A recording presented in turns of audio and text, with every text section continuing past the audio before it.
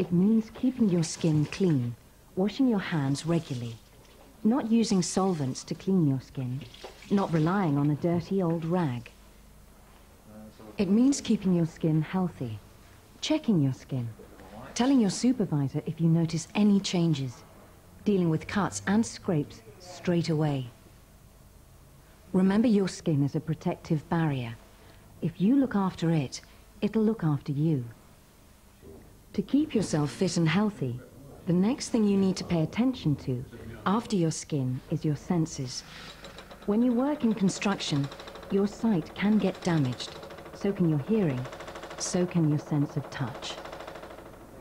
Surgeons can transplant hearts and kidneys these days, but not ears, not eyes. Think about your eyes and all the jobs you do that can throw up dust or chips or sparks or splashes of strong chemicals. When you're doing any of these jobs, you need to wear goggles or other eye protectors. There's no excuse not to. If you're issued with them, wear them. And keep them on till the job's finished. You could lose your sight in an instant, just by being careless. You'd never forgive yourself. If you're not issued with eye protectors and you think you need them, then ask. Don't take chances with your sight, or with your hearing. It's funny the way people who think it's natural to protect their sight are prepared to expose their ears to permanent damage. He seems to think that by not wearing ear defenders, he's being tough. What he's actually doing at this moment is causing permanent damage to his inner ear. Deafness can creep up on you. When he goes out with his mates, he'll gradually find it's getting more difficult to hear. By the time he realizes he's going deaf, it'll be too late. The damage will be done.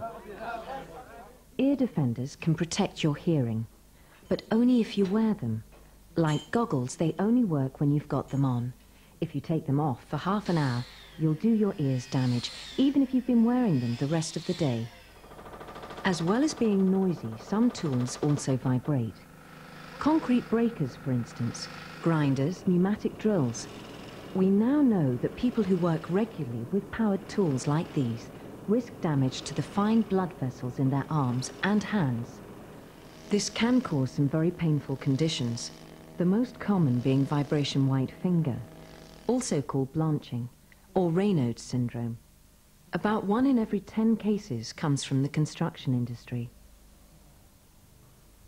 Vibration white finger is another one of those disorders that can creep up on you. It's often triggered by cold and wet.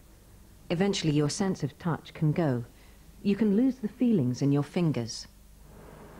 Makes you feel very clumsy. It's like having a thick pair of gloves on all the time. He's not bothered about the risk. He's probably not even aware of it. He just wants to get the job finished. You need to treat powered tools with caution. Be aware that there could be risks. One way some employers are dealing with the risk is to limit the time anyone uses these kind of tools.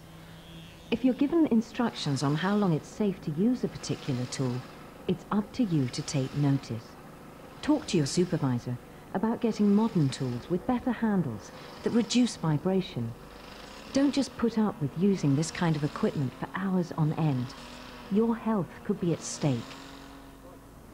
That's how you look after your senses, by being aware of the risks and by taking the necessary precautions, keeping your eyes and ears in good working order, protecting them with goggles or ear defenders, keeping your hands in good working order, using vibrating tools with caution and care. To stay fit and healthy, the other thing you need to do is to stay in good physical shape. All building and construction work involves lifting, moving and handling heavy equipment and materials. If you're not trained and competent to lift properly, you're going to run into trouble sooner or later. Being in good physical shape is a big asset. But do you look after your body? Probably not. In a survey a little while back, 3/4 of the construction workers asked said they'd had problems with their backs, upper arms or necks. Look at him, leaning over to pick that up. You know that's not how to lift a heavy weight. He knows that's not how you do it. Yet instead of following his training and doing it like this, bending his knees, grasping the load, lifting using his legs, not his back, he's going to risk a back injury. But why? That's what puzzles me. Is it because you're in too much of a hurry to remember what it says in the method statement about manual handling? Is it because you're not aware of the risks? Or maybe you don't want to let other people see you're looking after yourself. Don't you think you deserve to look after your health?